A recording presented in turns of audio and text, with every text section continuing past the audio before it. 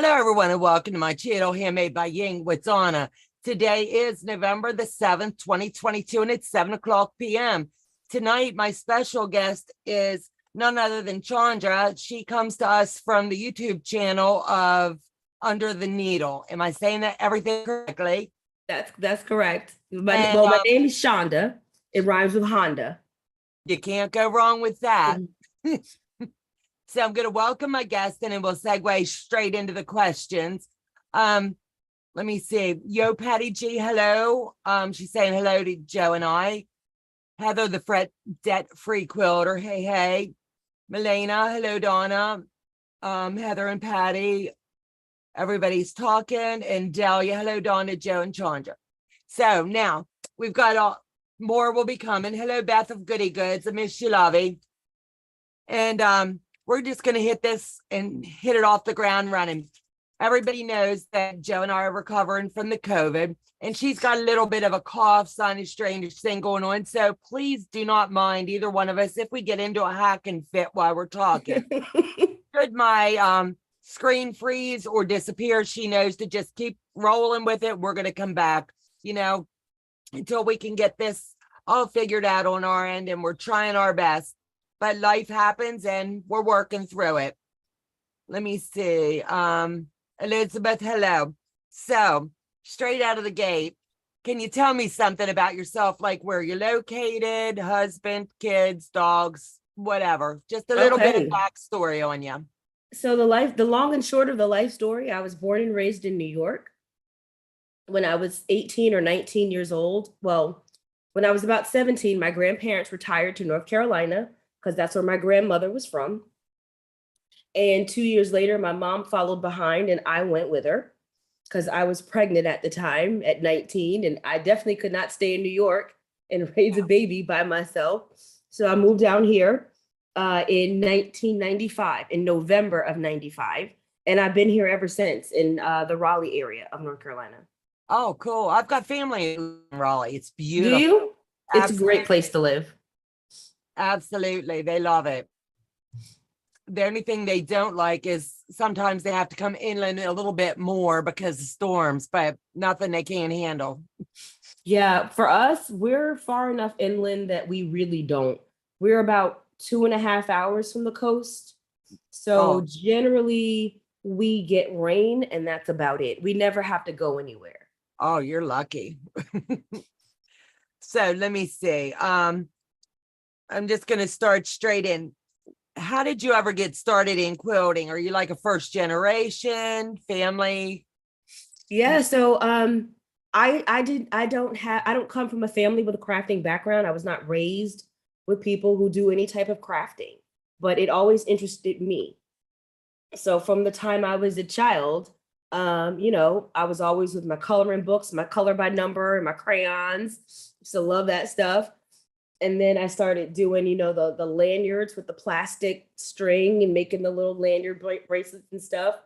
And then I started doing little macrame friendship bracelets. And then I started into cross stitch. Oh, cool. And this is all high school. So this is all while I was like in grade school and high school. And then once I was 18 or 19, I was like, well, I really don't like this cross stitch thing. It's too tiny. Mm-hmm. So I was like, well, what can I do? So I taught myself how to crochet. And I did that for a few years. But it was hard on my hands. I was having issues with my hands at the time. So I was like, well, what can I do that doesn't involve that? So I was like, well, and I don't know how I got to quilting. I think I was on some website and I saw a sunbonnet Sue applique. And I was just fascinated by that little Sue and that little Sam. And I thought they were so friggin' adorable. And I was like, well, I want to try to make that. So I went to Walmart and I, printed a template online and I cut out all my little pieces and then realized I had absolutely no idea how to put it together. And trying to follow written instruction to do applique before YouTube existed was extremely difficult. So I was like, maybe not, but this piecing blocks together, that looks like something I can do. So I literally just went to Walmart, bought some fabric, cut some squares, and sewed them together in a pattern. And that was my first quilt. How cool is that? I gifted it to my grandmother because I knew of everybody in my life, she would take care of it, and she still has it. And I think I gifted her that in like before 2000. Oh, that's so it's awesome. been over 20 years and she still has that. And so I was like, I felt like that was a safe place to gift it because I knew that it would still be around. How was that? And that's awesome. So how old were you when you made your first quilt? And you're self-taught. And I think that's the school of hard knocks. That's where most of us learn. Yeah. About.com, magazines, books at the library. Like I literally had to read articles to learn how to do this. And so, you know, one thing about it is that there's really no quilt police because there's no community. Absolute. So you just kind of read what you read and you did it. I think the only, I guess I was about 23 maybe when I made my first quilt. Oh, cool.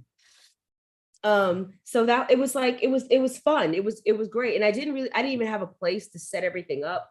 I didn't have a place big enough. So whenever I wanted to sew, I would take everything out and set it up in the middle of a living room.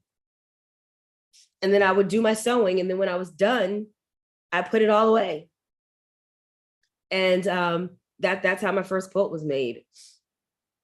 That sounds a lot like the second quilt. I couldn't tell you what happened to it because I gave it to my daughter. Yeah, mine was kind of like on my dining room table. And every day I'd pull it out, sew a little bit, and then have to put it away. So I get it. Yeah, that's actually what made me stop quilting for a long time. The inconvenience. Yeah.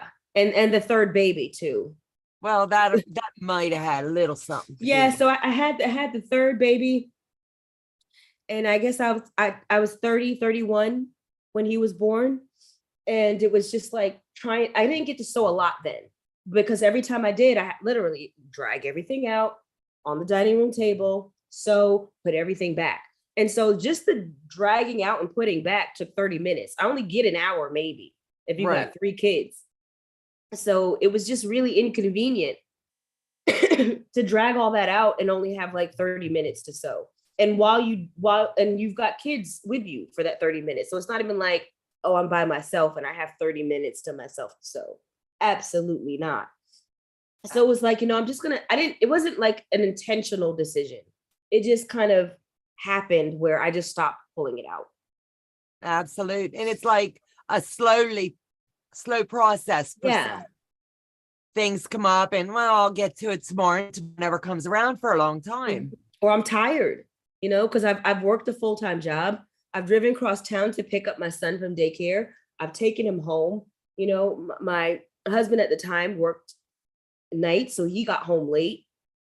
So I'm coming home and I'm cooking and I'm cleaning and I'm doing laundry. And when I'm done, I'm tired. Sewing was the last thing on your mind. Now, I would do other things to keep my creative juices flowing. Like I would do like I did crochet a little bit during this time because that was something easy. Mm-hmm. That was something easy that I could kind of dab back into, that I didn't have to like schlep stuff back and forth. Right. Absolute. I get it. How do you ever decide on a pattern? Do you buy like set patterns or do you buy books? Both. Do you create your own? I have yet to create my own pattern.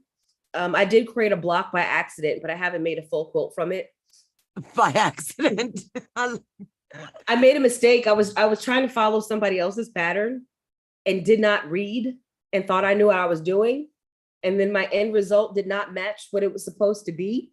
And I was like, oh, this is not even the right shape. That happens. Yeah. But it was an interesting block. So I have it and I do plan to make a quilt from it. But yeah, no, I do have an interest in making my own quilts, but I just have such an appreciation for the pattern designers and what they create. I have such an appreciation for that. Even sometimes, like if I don't want to make a pattern, if I see it and I just see the block and it's unique and I like how it looks and it looks different, I'll buy that pattern just to learn how that creator put that block together. Absolute. I've done that too. That's fascinating to me. I like to read a pattern, kind of like a book, you know? Yes. And that's where you learn. Yes. I get it. So how many quilts would you say you've made since you began quilting? If you had to stick a number. Probably 20, maybe 30.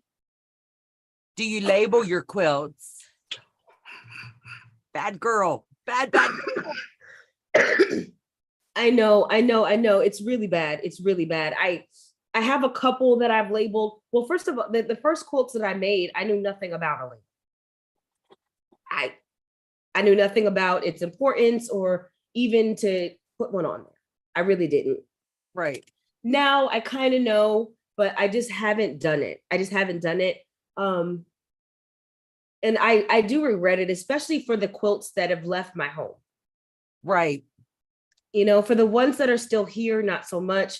But I made a gorgeous quilt last year that I gave away. I think I'll always regret giving it away. And I did not put a label on it.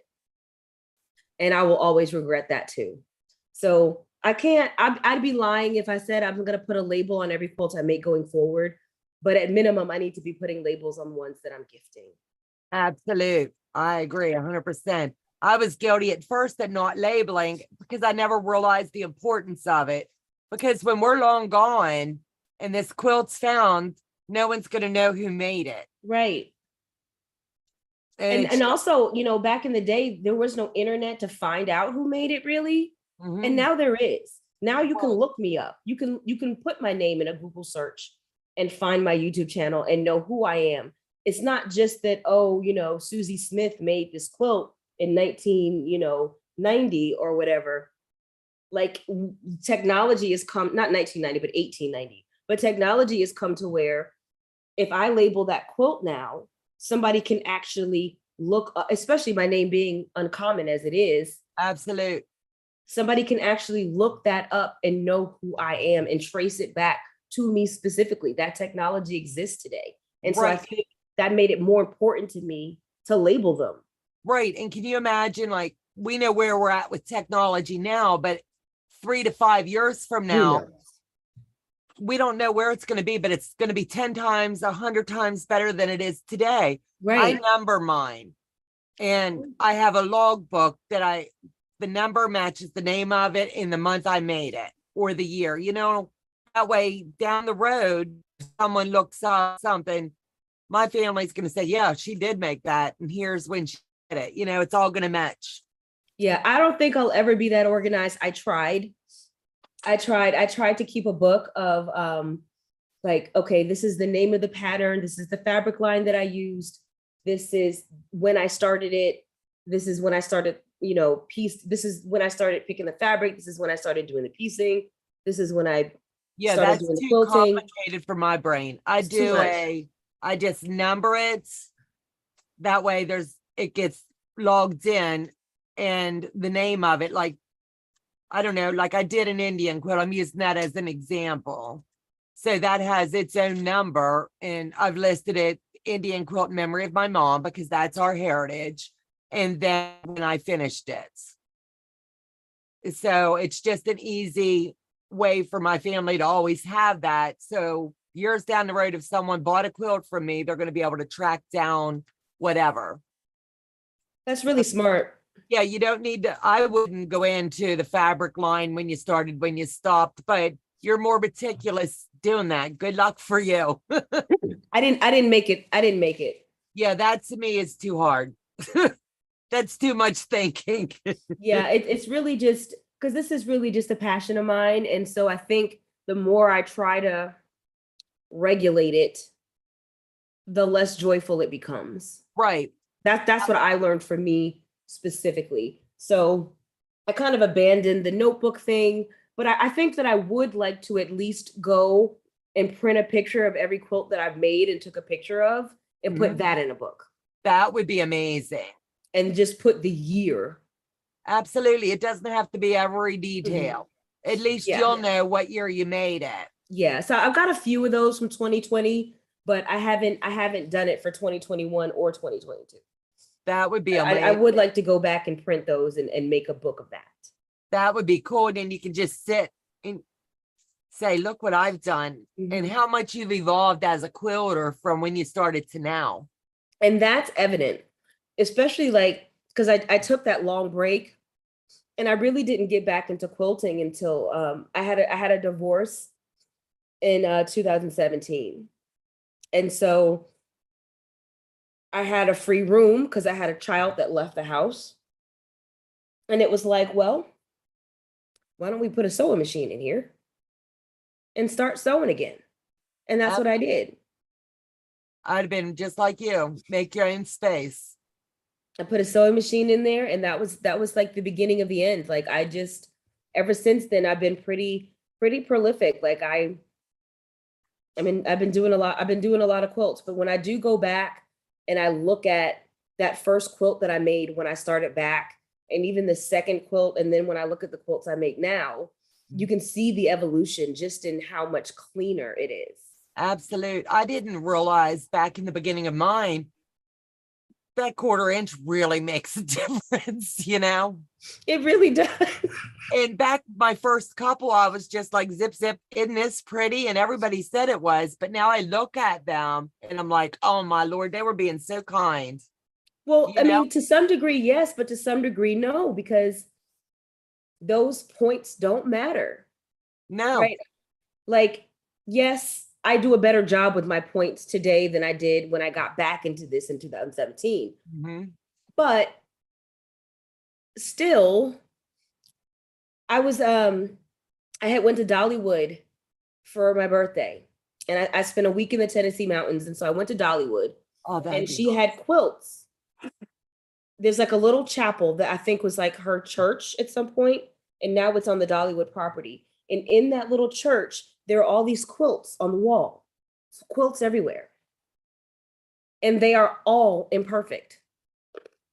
These were hand quilted, hand embroidered by elderly people, really. And those imperfect quilts, and they were made like, they had the dates on there. I feel like they were made in like 1990, 1995. They were all handmade. And they're imperfect, and yet they're still hanging in Dollywood in all of their imperfection. And so it really just kind of made me relax a little bit. Absolute. The older quilts, the ones that are hand pieced. I know how long it takes me to make a quilt from start to finish. I can't imagine years. It had to have taken years to get one. Sitting at the table or whatever, just hand stitching everything. It's mind blowing to me. I don't think that I ever would have done it if I had to do it by hand. No. Unless it was like I guess, they did it because they had a need. They couldn't just go buy a blanket, right? So you didn't have a choice. You couldn't just go buy one. But in today's day and age, I can tell you, I would not be a quilter if I had to do it by hand. But it did teach me that, yes, these quilts were done by hand and they're imperfect, and mine were machine stitched and they're imperfect, but they're still beautiful in their own right. That does not mean that I don't strive for perfection. That doesn't mean that I don't sit there and I finger press before I iron, and I don't use steam to try to get those blocks as good as they can be. Right. But I just give myself grace if they're imperfect. I don't, if the points don't line up, I don't unpick it and resew it. I just don't. I leave it like it is. A friend of mine, Becca, she has her own channel, and it's so Becca, you have to check her out. Oh, I'm very familiar with her. Philosophy is finished is better than perfect. Absolutely. What does Jenny say? If you can't see it on a galloping horse. Absolutely. Absolutely. And I agree. Have you ever taught someone to quilt? No, I have not. At least, I mean, I don't know if people watch me and learn things, but no, I've never sat down with somebody or walked someone through how to do this. I've never done that. Oh, wow. You're good. I did take some classes, so that was nice to have someone teach me. Right. Since I've always learned either through reading and then later through YouTube. it was nice to have hands-on instruction. I had never had that. I never had that until like 2019. I had never known someone. Right. To me, it's just mind blowing. Someone said in the chat that years ago, like, Quilted yeah, they would until sit in 2019 to sit down and something happened. I think she froze. Are you back? am I back? It's okay. It left for a second and it's okay. Someone said in the group they would do it as a group, like I guess kind of like a sewing group, like maybe on a Sunday or a Saturday, everybody come together and stitch. I think that would be cool. Yeah, and I don't have that. I don't have that. And I think that's why I started my channel, was because I was by myself all the time and trying to like I love my fiance, but he does not want to hear me go on and on about thread weights and batiks versus cotton. Like he does, there's just I don't need to bore people with this that have no concept of what I'm talking about. Right. So I'm like, I need to speak to people who understand this and who can understand what I'm saying and relate to me. And I need to build my own community since I don't have one here. Absolutely. That's what my husband and I talk about all the time. I love the community that we have because we're sewing and learning from like-minded people. He's kind of like what you dealt with. He's learning, you know, the different fabrics, the different battings, and why it's important to buy one versus the other. He's learning, but we're learning it together, you know? Yeah, it's like, you know, I don't want to be like, oh, baby, you know, I learned how to make 16 half square triangles at a time. You want to see? Like, no, not really. No, but if you're going to make me, I'll sit here and watch. That's love, I tell you. I believe everybody needs a tribe, just like Shelley said. What's your favorite quilting tool? Do you have a favorite tool that you like to use with quilting? Like legit quilting tools or just stuff I make up? It could be anything that's for you. I mean, I love my wool pressing mat, certainly. And I love my stripology ruler a lot. I love all of my creative grid rulers. That's my favorite too. But my favorite non-quilty thing is mounting tape. Mounting tape. I just bought another batch here. It's this little stuff by CM. Yeah, it's like if you wanted to hang something, it's like double-sided foam. Oh wow. And it's the little foam and it's sticky on both sides, and it's I think this one's a 1/2 inch, but they do have it in a 1/4 inch. I use this in my quilting constantly because I'm a lazy quilter, but I like to sew very fast. And your 1/4 inch foot, I like to use the 1/4 inch foot with a guide so I can just kind of barrel along fast. But that little sucker has some wiggle to it. It moves. Yeah. So I take this mounting tape and I put it on the side of my presser foot to minimize that movement so I can still use my 1/4 inch foot and go quickly. So this is probably one of my favorite I never heard tell of that. That's a good one. I love this stuff. And I found, I mean, I didn't buy it for quilting. I had it. I don't even know why I had it at the house. It was just here. Probably I was going to hang something on the wall because that's what it's for. Oh, okay. It's double-sided. So like if I just want to take something and hang it on the wall, I just stick it to the thing, and then the other side sticks to the wall, and you press it up there, and that's it. If you wanted to hang a poster or a lightweight picture or something like that. Oh, okay. And so I just had it in the house. That's ingenious. Just was like, I mean, first I started using it as, you know, how you like to have that little thing to kind of butt your fabric like against. Yeah, I used it as a ledge because the ledges that they make, they're kind of flattish. I wanted something with a bit more and I didn't want to have to put 10 layers of tape. And so I found this here, and then it also worked with like some of the other tools that I have, because I think this, they make this 1/4-inch thing to measure your foot, and it's like man, hold on. I don't want to have to try to explain this thing. I can't even explain it. Anyway, so they make this thing, and it's like you wrap it around your needle. Mm-hmm. And once you wrap it around your needle, it has a cutout, and it comes with these little things here that go inside of it to be your ledge. But that's expensive. Right. This is not. So first I started using it in place of these little things that come with it, these seam guides. Right. I started using it in place of this because they're like the same width. Right. And then I started finding all kinds of other ways to use it. That is ingenious. I like that. Kim J says, hi from South Greenland. Hi. Where's that at?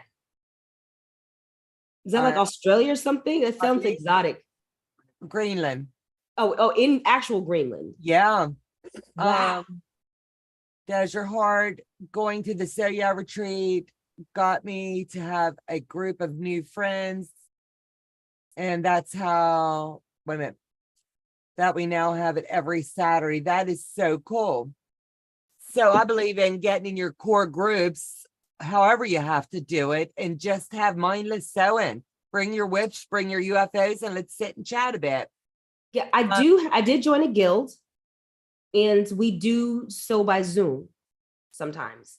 Some of the members, separate from the guild, started a Zoom, and if somebody's on, they'll be like, hey, I'm on the Zoom, if anybody can jump on. And then we just kind of sew on the Zoom together. Okay. Kathy said, Chandra, let me see, from South Greenland, the largest island in the world. Quoting Queen 22. Hello, everyone. And Amy is here for just a little bit. What is your favorite color? Do you find that you migrate towards like batiks, or do you migrate more towards certain prints? I like batiks and prints, so I don't have a preference for either one. Batiks are great, but sometimes you want a bit more because they're just kind of color. Mm-hmm. You know, and sometimes that color, that gradiating color is great, but sometimes you want like just more definition and just like, I don't know. I think I prefer prints, right? But I like working with batiks. Right. Absolutely. So I like the look of like regular prints better, but I prefer working with batiks. Have you worked with the African prints yet? No. I'm telling you what, I watched her, I want to say it's probably been better part of like 6 months ago, and she was working with African prints. And I'm telling you what, if I could get my hands on some, I would try it. I'm going to wait. Someday I'll get out to Missouri Star and get to really touch them and stuff. But they have like a wax texture to it. And I'm telling you what, the way she was describing it was just like the easiest sewing material, I believe she said, ever. And I think I want to try it, but I don't want to quilt with it. I think I want to try to like make a garment. That would be amazing. I mean, the prints are so vibrant. Mm-hmm. So I don't know. I would have did my Indian quilt had I had access to that. I love them. Love. Amy C says, I joined a guild, but the website is so horrible that they meet once a month and the meeting isn't set up to really get to know people. I need to go in the evening meeting, I think, probably. Empty Nest Quilter. Hi all from Queensland, Australia. Hope everyone is doing well. Absolutely. Thank you. Villa Rosa Designs carries African prints. I have got to write that down because I'm telling you what, I love the prints. I'm just blown away by how, I don't know, vibrant maybe. This is website I've been stalking called, I think it's called like So Creative Lounge or something like that. And they do like garments and they have a lot of African fabrics and stuff like that. So I've been considering doing one of their tutorials and getting some of their fabric to make a garment. That would be amazing. I like that. Let me see how much you're gonna like this. This was one that was sent in. If you had to put yourself on a budget monthly, what would you say your budget for spending into your quilt habit would be? My husband sees our checkbook, so he knows my damage. I mean, it should be $100. We're gonna go with that. Should be. It should be $100. Do you have an easy hack for threading a needle other than your automatic needle threader? That's what I hear. Nothing works better than spit. I'm sorry. I heard someone say lick a needle once, and I'm just like, what? And I couldn't picture them down here doing that, but that was back when I was beginning. Now I know they just like go like this up the back of the needle and it holds it. But I was just like taken back by the first time. Can you tell a difference in the quilt, your fabrics? Say you buy them from, like, say a Walmart to a Joann's to a name brand distributor. Can you really tell a difference in the fabrics? Today, sometimes, not all the time. So not all fabric is created equal, because I bought some quilt shop quality fabric that was kind of stiff and rough. And I bought some Joann and Walmart fabric that was beautiful. So to me, it just depends on where it came from. Certain, like, there is no, you're not going to get art gallery, that kind of feel at Joann's or Walmart. Right. Period. But some of these other brands, like, sometimes I really can't tell the difference between working with some Moda fabric and working with something I bought from Joann's. Sometimes I can't tell the difference.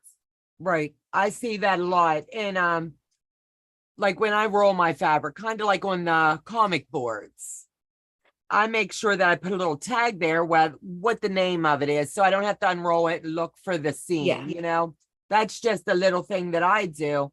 But at the end of the day, it doesn't matter. I bought it because I liked it. Right. And right. I was getting really OCD when I was setting mine up, and I was like, why am I doing this? The only time there's a significant difference is metallics. Yeah. If you're gonna buy metallics, don't go cheap. Don't go to Walmart. I'm not saying don't go cheap, because all my fabric is cheap. But it's from a quilt store. Right. I just buy it cheap. But yeah, if you're gonna go metallic, I would not do Joann's or Walmart for metallics. I would keep that quilt store. But the rest of it, buy what you can afford. Absolutely. I think we all know our budgets and what we can do. That quilt I made, that I gave to my grandmother, still hanging in there. That fabric is fine, binding is fine, and all of that came from Walmart. Every stitch of it. I have Kathleen Champ asking, she would love to see if you could demonstrate, or have you already on your channel, how to do that mounting tape. Are you hooking it to your machine, or are you hooking it straight to your foot? It goes on the bed of the machine next to the foot. Just, Kathleen, it would be just like we would do the blue painter's tape. Instead of building the ledge, you would already have that by just laying it down. Yeah, so like, here's my little, so this is my foot on the bed of the machine. I would put that mounting tape on this side over here to keep, so for me, I kind of look at the machine and like while the foot is on, and I kind of see where is it moving? Where is it moving? Which side is it moving the most to? And then I'll just kind of nudge it to where it's there, where it's all the way over. And then I'll just pop that mounting tape on there. And that it's not going to completely eliminate it from moving, but it's just a lot less jumping around, because I can literally see it kind of jumping just slightly. Right. And it's not a lot, but it's enough, especially you know, we're dealing with such a, it's a quarter inch over the course of a whole quilt. Right. You know, if I wanted to just slow down, I wouldn't have to bother with it, right? I could just slow down, but I don't want it. No, you're like one of these speed sewers. Yeah, I mean, I don't do max speed, but probably 75%. Right. Absolutely. Kathy's saying, I'm glad that Walmart and Joann's has fabric for those who can't afford the more expensive fabrics from quilt shops. I hope it always stays that way so the art can spread all over the world. Absolutely. I'm not a brand snob by any means. I'll buy fabric that I like, regardless of whether it's Walmart, Joann's. If it catches my attention, I'm going to buy a yard or whatever of it. But I'm honestly finding the quilt shops is where I'm honestly getting my better deals versus Joann's, because there's always that sale. And they have their sale item, they give you the 50% off, and I can walk away for like $3.99 a yard of top brand And fabric. That's exactly right. You don't have to pay $14 a yard. Right. I don't need it to be this year's line, because at the end of the day, it's going to sit on my shelf for maybe 6 months, a year or two before it's ever used. No one's going to know when that was actually bought. So yeah, I'm a big online shopper. I like my local quilt stores, but mine don't really discount anything. And every time I go in there, I do buy something though. I do believe in supporting my local quilt store, but I also believe in not going broke. Absolutely. So I can support a small business in another state. Don't necessarily have to support every small business that's local to me. I can support a small business anywhere. I can buy from an Etsy shop or a small business in another state and find a better deal. And I feel like that's okay. Absolutely. My husband, he'll tell you, sometimes I might embarrass him just a bit. I won't buy it if I don't have a coupon. I just won't do it. I'm not mad at you. No. And as a quilter, you would understand if I can't stack coupons or whatever, but I make sure that if I don't buy fabric this coming month, for say I don't buy December, like November's, I'm going to buy a slew of Christmas and holiday fabric come January, because it's not going to be wanted. It's going to be 70% off. Plus I've got my coupon, like $2-3 a yard, and I'll stack up on that for next season. Yeah, I know the better deals are on yardage, but I'm a pre-cut queen. I love my pre-cuts, especially since I'm buying fabric for a quilt I don't know when I'm going to make. I don't know what I'm going to make. Right. So to try to buy yardage and then to try to find a pattern where I can pull from my stash where, okay, do you have 2 1/4 yards of this and 1 3/4 yards of that and 4 yards of that? Maybe not, but I've got this fat quarter bundle. And I can make anything with that. Absolutely. So I think that's kind of why I do pre-cuts now. It started just because I didn't understand color theory. I didn't know how to match colors together. I didn't know how to do that. I know how to do that now, but I did not know how to do that. Right. And so I was like, okay, pre-cuts, it's all done for me. So that's neat. And then I just kind of stayed with that because it made sense for me in the way that I buy fabric and the way that I quilt in my timeline. It just made sense for me. Right. Katie says she went to some small shops while she was in California, walked right back out because they had $13 to $15 a yard. See, I won't do that because I know it doesn't cost, but it's under $5 to make it and produce it. I'm not being mean. And I won't pay an arm and a leg. I top out at $8 an hour usually.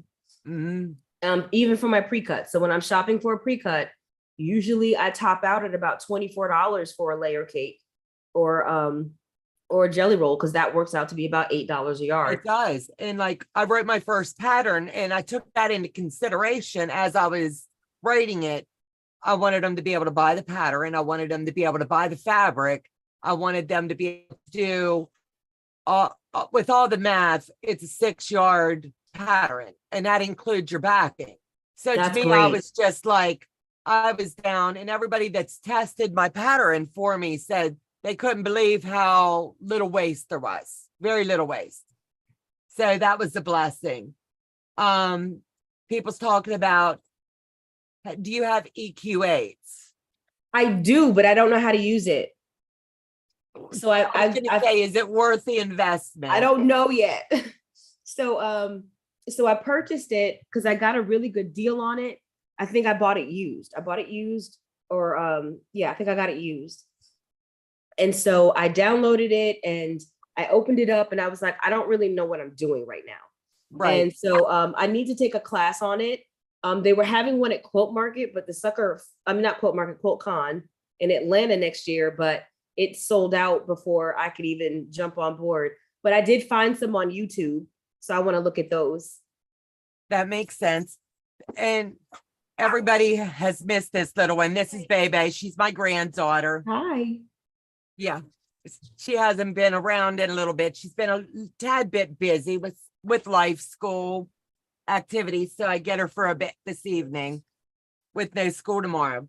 So you going down with Pap? Or are you going to stay up with me a bit? All right. Give me a kiss.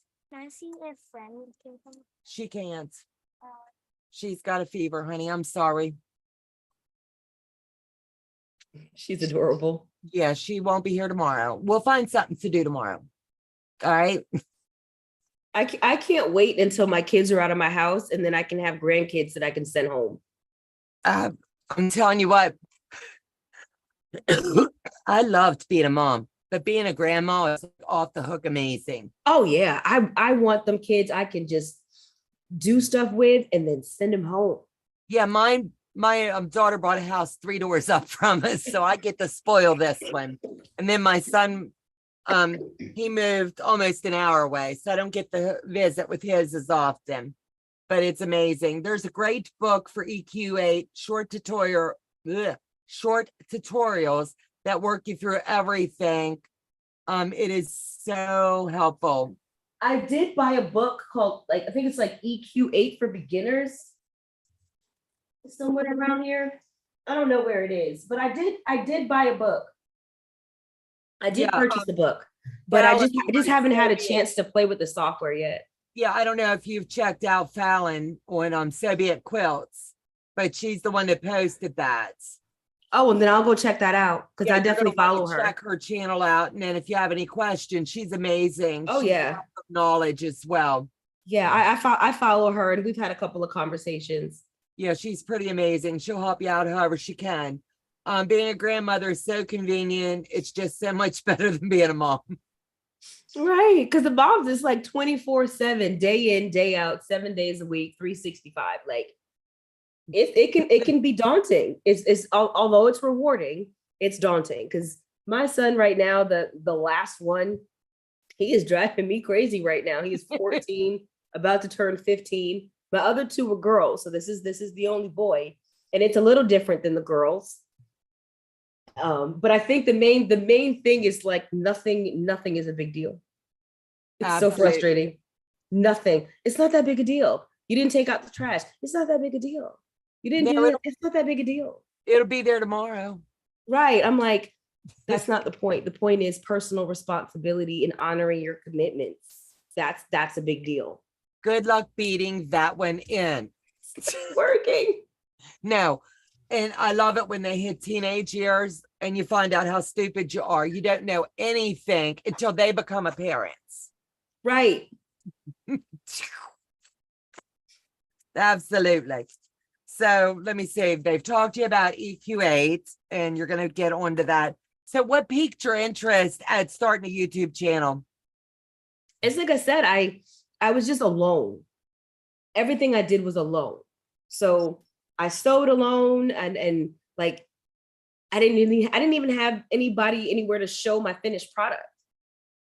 You know, like I mean, I have family and I can show them, but they don't understand. They don't get how hard this was. They don't get how hard I worked to do this. They don't understand how many hours it took to do this, that it might have taken me months to do this while I'm working and have kids and preparing meals for my family.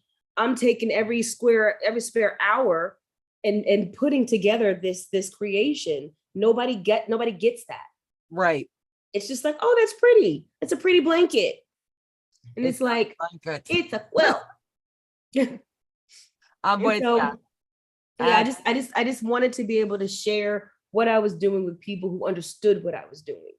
Absolutely. I think my family got really tired within like 6 months in, and I'm giving them grace when I say 6 months. It's probably like a month. Look at what I made. Look at this. Isn't this pretty?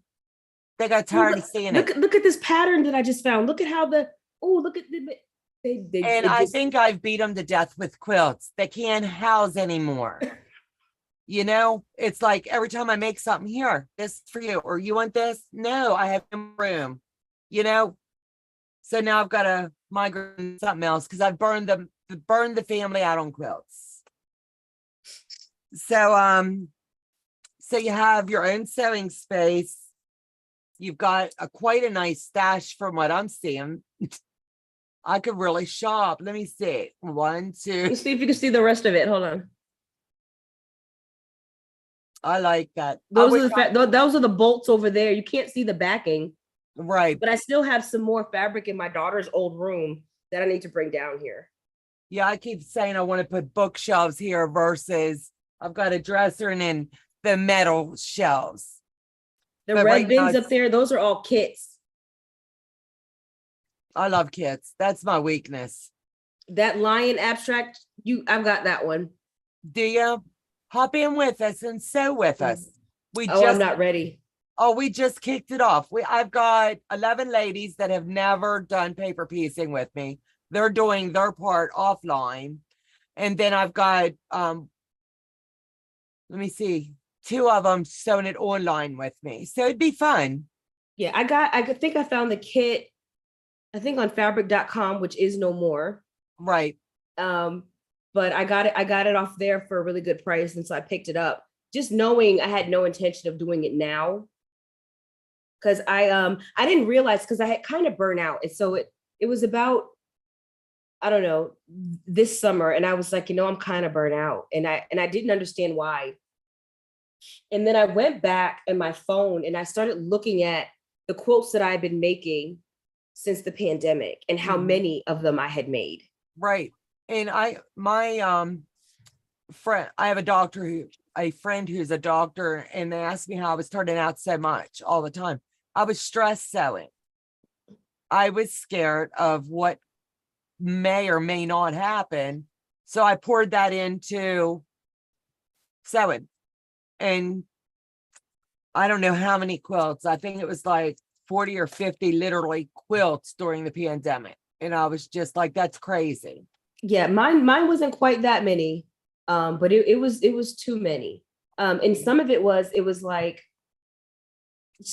channel related, right? It's like, oh, they're doing a sew along over here. Well, let me join that. Well, they're doing a sew along over here too. But I think I did like 3 quilts between like November and December. Right. And it was like, and I think this year by May, I had already done 6 or 7. And it was like, okay, I'm done. I'm gonna slow down and I'm just gonna do what I want. Absolute. Pick and choose what you want to do. Now, so if I want to start something brand new, I'm gonna start something brand new. If I want to do something I was working on before, I'm gonna do that. If I just want to make blocks and never put the blocks together into a quilt, I'm just gonna do that. Because for me, the most important thing is to not stop sewing. absolutely. I was talking to Karen Brown the other night, and I love her philosophy. If you feel like this one quilt, you can't get it out of your head or out of your system, make 1 block. Put a little Post-it note on it and store it. That way you remember the name of it or whatever, and just put it aside. Someday you may come back to it. Otherwise, it's going to become an after quilt in something else. Right. Someday Exactly. you're going to get bored and you're going to lay all these out on your design wall and you'll make the most unique quilts. So what do you do with all your scraps? Do you cut them down and organize? Do you turn them into puppy beds? Do you bless others? What do you do? So it depends. For the most part, once I make a quilt, with fabric, I don't want to use it again. So, and I've always been very much like that. Like once I read a book, I don't want to read it again. I'm very much like that. So normally, if they're big enough pieces, I will stitch them together and make a piece back. That's usually what I do. If they are small, if it's less than 2.5 inches in any direction, Gone. it's going in the garbage. Sometimes I will cut, like if it's a fabric I really like, I will cut it into 2.5 inch squares, 2.5 inch strips, 5 inch squares, and 10 inch squares. And then the rest of it is just in a bin that I need to reconcile or do something with. Last year I got rid of a bunch of it because I did giveaways with it, and I gave away my scraps on my channel. I did that too.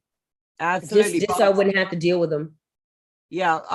Karen Brown did these decluttering. She did it in 21, she did it in 22. And I have 3 little buckets under my cutting table. And as I'm cutting, I'll put the colors, light, medium, dark. And if I get time, I'll cut them down. I was cutting them down to give them away. I was like, why am I doing this? Why am I doing this?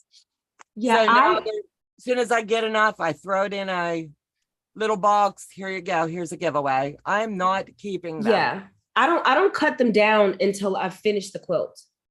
So if I just do the quilt top, I don't know what I'm gonna do with those extra pieces. I put them in a Ziploc bag and they stay with the top. And then when I'm ready to finish the quilt, which I'm really bad at, by the way, when I'm ready to finish the quilt, I love making tops. Basting and quilting, not so much. But when I'm ready to finish it, then I'll decide, okay, am I just going to use yardage for my backing, or I'm going to take these scraps and piece something. And then if I decide that I'm going to piece it, then that's what I do. And then if I decide I'm not, then I decide at that point, am I going to gift it? Am I going to cut it down? Or does it go into the unholiness basket over there of scraps? I get it. I get it. I totally get it. I'm thinking of organizing regular monthly so longs in due course. Just can't say what that'll be. Empty nester. But it will be through Zoom. Absolutely. Send me a email when you do that. I love Zooms. Absolutely. I'm hoping to make it a fun time with plenty of chat, and just so that's what I do too. I do mine. I do some private, and then I do some, my Fridays and Saturdays are now live with project based, but they can bring whatever and just sit and sew with us. I could care less what they sew. It's more social time per se. Yeah. And I like that because all different walks of life, all different places, no matter where you live, you know, in the country, out of the country, you're zooming in, and I'm meeting people I would never have the opportunity to meet, whether they be from Germany, Australia, wherever. And I'm just like mind blown getting to know them.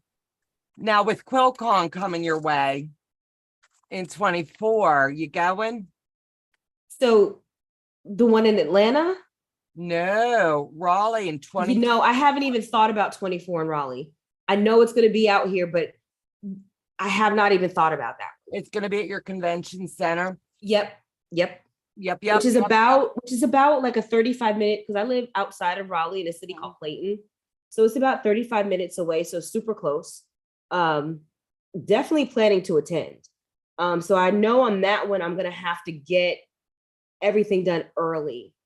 So like as soon as the tickets drop, I'm going to have to like get them immediately. Absolutely. If not, I'm not going to be able to do anything.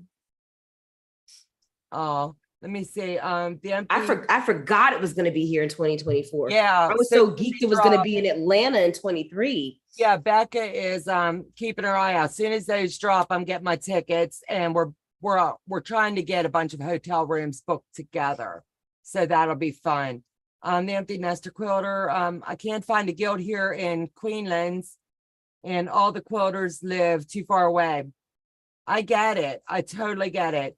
Here in Greenland, there are no sewing or crafting groups I can attend. I really would like to be part of something. There are virtual retreats too. I'm going to have my husband drop my email in this group right now. And you guys send me your email. I'll send you information as to when we're doing our Zoom shows. I'm going to be setting up starting in December, private group shows. That's going to be offline, different from my Zoom online. So you can either join whichever one you would like. Heck, you could join them all. I love to sit, chat, and sew. Anybody that knows me knows I've got the gift of gab.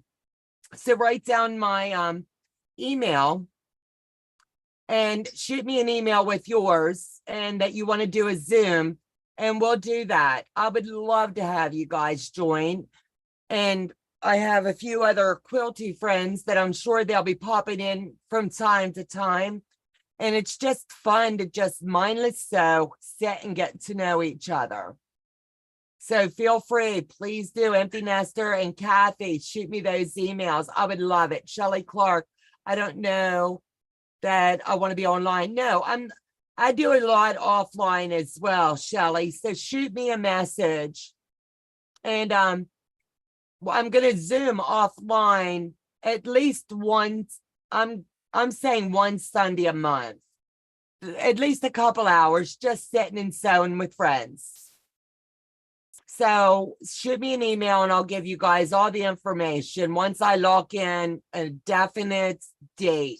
That way I've got your emails. Joe, my husband, has the email list and he'll put them into groups of, okay, this is private Zoom, this is business Zoom, you know? That way I can sew with friends. Kathy's already sent an email. And Kathy, make sure you put the offline if you don't want to go online. That way we can separate our list. So as soon as we're offline, he'll be responding back to your emails, guys. Well, ladies, gents, everybody. And things, and the pandemic changed a lot of things. There are a lot of opportunities now to sew online. There are a lot of virtual retreats. Mhm. One of the people in my guild was doing one, I think it was last week, and I had never heard of this group called Love Shack Quilts. I never heard of it either. I had never heard of them, but they do a virtual retreat, like I think quarterly, very reasonably priced. That would be fun too. I just did my first virtual retreat this year. I've never done a retreat ever. And Aw. they're kind of, they would be just kind of cost prohibitive for me. Because I've got, somebody's got to watch my kids and then I've got to fly, and I don't kind of like if I'm going somewhere, I kind of want my family to come with me too. I feel Right, guilty like if I use money for me to take a vacation and not take them. right. So Absolutely. so for me, like if I had if I had like limitless money, it wouldn't matter. Like if I could afford to do the retreat and take my family, then that would be fine. But if I could only do one, then I've got to take my family on a vacation. So I get it. so virtual retreats really work for me because it just eliminates the hotel, the food, the flying, and I still get some community. Is it exactly the same? I'm sure that it's not. Do I still want to do an in-person one day? Absolutely. Yeah, absolutely. My husband and I are planning a virtual retreat in January. So that's going to be kind of fun to do. So we'll push out all that information by December, but that's just going to be fun to do. What time zone are you on? I'm on the Eastern time zone, Kathy. And right now, if you look at your clock, I'm 8:00 p.m. my time, if that helps. So Greenland is 2 hours ahead of Eastern. Yes, probably. So with all of that being said, it's been a blast getting to know you. You Stay on the too. line with me and we'll chat for a little bit if you want. And we'll set up a few things. Yeah, I got a couple questions for you. Absolute. Virtual retreat idea? Absolutely. He knows what we're planning. He's just pulling everybody's chain. He's the brains behind this bunch. Be gentle on us on the West Coast. 5 a.m. is a bit early. Trust me, I'm up at 5 a.m., but you don't want me 7 at 5 a.m. So I've had a pot of coffee. Well, that would be great. Handmade by Ying with Donna. Just the time difference would be an issue. It's okay, empty nest quilter. Shoot me what time zone you're in, and I'll just factor in everything, and then we'll just pick a time that's suitable for everybody. Come and stay as long as you would like. Yeah, she's 2 hours ahead, I believe she said. All right, guys, I'm going to let everybody go. I've got 58 people in the chat. If you haven't had the opportunity, please give us the thumbs up. It'd be great, and we appreciate the love. If you haven't subscribed, please do. It means everything to us. That's how we grow. And is Ian on now? I'm not sure if he was going on tonight. Ian and Tucker, Ian over at the Off-Kilter Crafter. I'm trying to listen to my husband at the same time. Ian, the Off-Kilter Crafter, is on tonight, and also Tucker over at Tucker Sewing and Quilting. So, guys, I'm going to get off here, talk with her just a little bit longer, and then I'll circle back and come into someone else's chat for a bit. We're going to work out all the logistics, and you'll hear me talking about it over the next month or so. But we've got big plans for our channel moving forward into next year. So we're going to have a blast, and I hope you guys want to hang out with us and have fun too. Take care. God bless, and we'll see you back in the next video. Bye-bye.